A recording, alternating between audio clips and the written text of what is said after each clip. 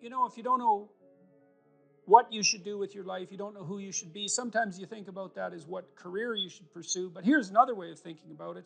It's kind of a SEAL's ethos that Congressman Crenshaw detailed out. Here's some things you could be. Those are my words. These are his. You will be someone who's never late. You will be someone who takes care of his men, gets to know them, and puts their needs before yours. You will be someone who does not quit in the face of adversity.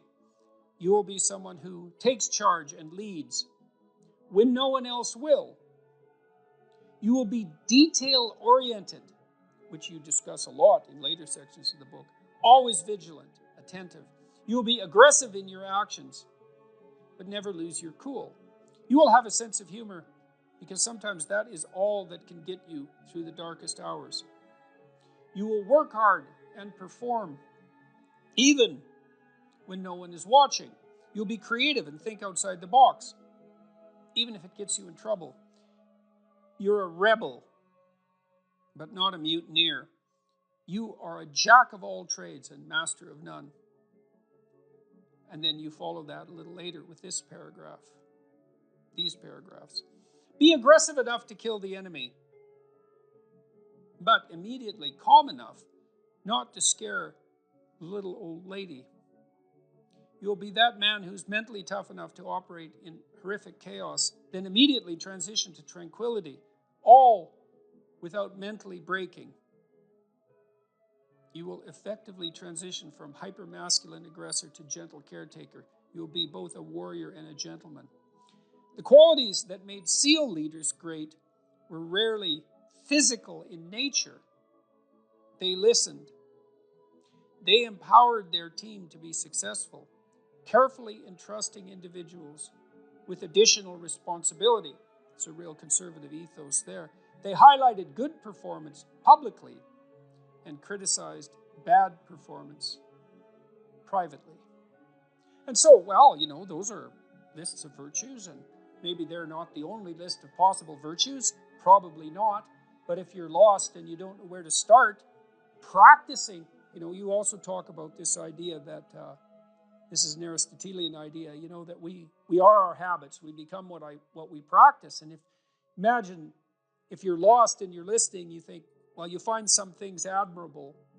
Well, you could practice those things, and you can practice them locally and minimally in your own relationships, and you can start to get good at them. And as you get good at them, well, you get better at them, right? And then you can broaden out the scope of your action into a wider purview. So you said here too, let's go for another quote here. Throughout your life, this is very practical advice too, and I think it's very wise from a therapeutic perspective. Throughout your life, you have people you look up to. Okay, so let's think about that. You look up. What does that mean? Why up? Well, up is something that beckons from a distance. It's like a light on a hill, and we automatically assume that those who we admire are people we look up to. So that specifies a distance and a direction, and it's uphill. It's up toward a higher vista, let's say. So there are automatically people who elicit that spirit in you. You have noticed the way. Might also imply that there's some sense of struggle required to get to that point, because it's easier to go downhill than it is uphill. Yes, definitely. That's right. It's an uphill trek.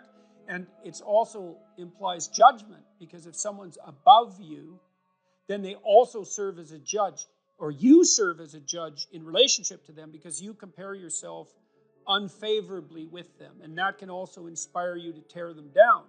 That's really the story of Cain and Abel, and that's a major story. You have noticed the way a teacher, parent, coworker, mentor, or friend interacts with others, and you come away thinking, that behavior simply works better. They are respected, admired, and successful.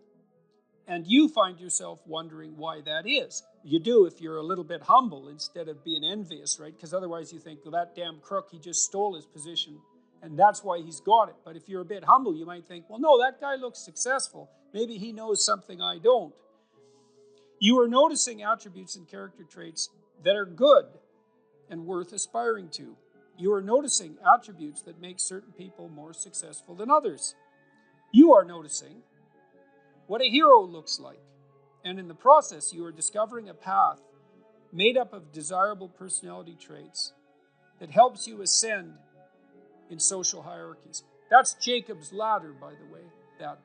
That ladder that is the hierarchy to the good. That's the vision Jacob has of the pathway to God, is that it's a hierarchical structure with the thing that's ultimately good at the pinnacle, by definition, right? The best of all possible goods. And then there are intermediary structures all the way up, and beings inhabiting those structures. And this isn't metaphysical. It's like if you find someone you admire, the reason you admire them is because they're higher up in that heavenly hierarchy, so to speak, than you are. And your whole nervous system tells you that. You're compelled to listen, you're compelled to pay attention by the action of your own unconscious mind.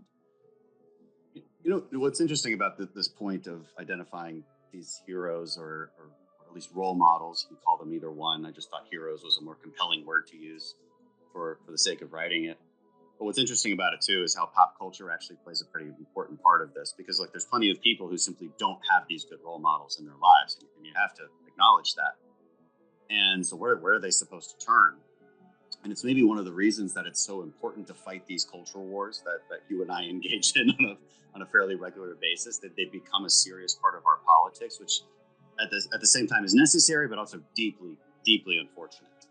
I do think the attack on pop culture from this progressive victimhood left has reached a ceiling.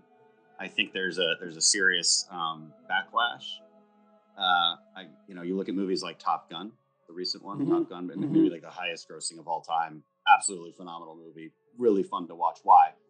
Because it just had all of these classical virtues infused within it, about relationships and about how you treat people and what the consequences are for treating people as such. That these things speak to people in a deeper way. They can't necessarily articulate them, but they understand it when they see it.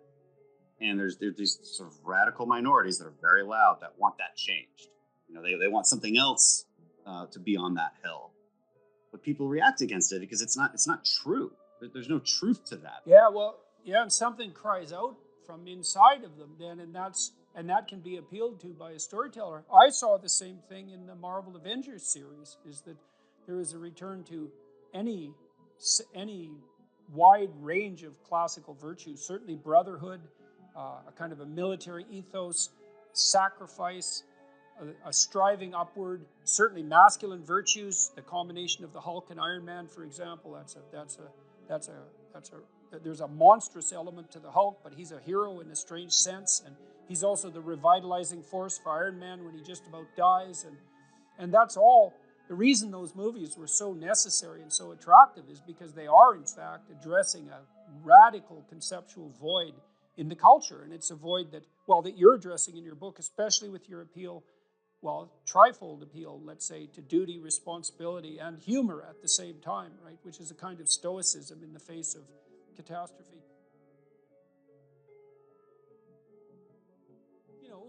Because this is a big problem in life. Imagine you're aiming for something and then something happens to make it impossible, or you find out that it's the wrong thing because you were aiming in the wrong direction. Well, so then what do you have to rely on to set you right? It's not your aim, obviously, but it might be your capacity to take new aim, and that's bloody well dependent on your character. That's for sure. And so I don't think there is a more fundamental aim than what you should be, and there's no better way of characterizing what you should be than that you should fortify your character. That's that willingness to gaze into the abyss, which is obviously what you were doing when you went to Ukraine. It's like, it's gazing into the abyss that makes you better. The thing is, and this is maybe where Nietzsche's idea is not as differentiated as it became. Sometimes your gaze can be forcefully directed towards the abyss, and then you're traumatized.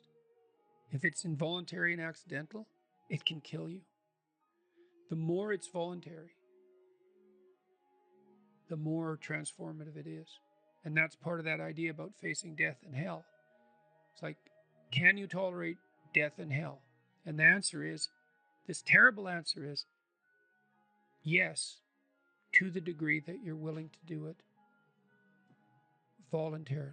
And then you might ask, well, why should I have to subject myself to death and hell? I'm innocent. And then the answer to that is, even the innocent must be voluntarily sacrificed to the highest good.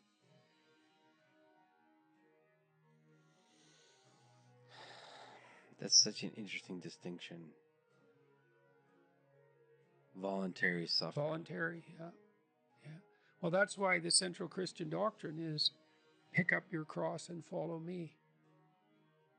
And I'm speaking not in religious terms saying that. I'm just speaking as a psychologist. It's like one of the things we've learned in the last 100 years is voluntary exposure to that which freezes and terrifies you in measured proportions is curative. The first thing I do as a clinician, if someone comes to me and says they're depressed, is ask myself a question. Well, what does this person mean by that? So I have to find out, because maybe they're not depressed, maybe they're hyper anxious, or maybe they're obsessional. Like there's various forms of powerful negative emotion. So they need to be differentiated. But then the next question you have to ask is, well, are you depressed? Or do you have a terrible life? Or is it some combination of the two? So if you're depressed, as far as I can tell, you don't have a terrible life.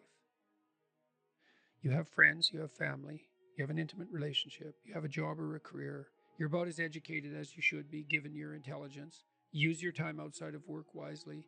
You're not beholden to alcohol or other temptations. You're engaged in the community in some fundamental sense, and all that's working. Now, if you have all that and you're feeling really awful, you're either ill or you're depressed. And so then sometimes there's a biochemical route to that, treatment of that. My experience has been as a clinician is if you're depressed, but you have a life and you take an antidepressant, it will probably help you a lot. Now, maybe you're not depressed, exactly,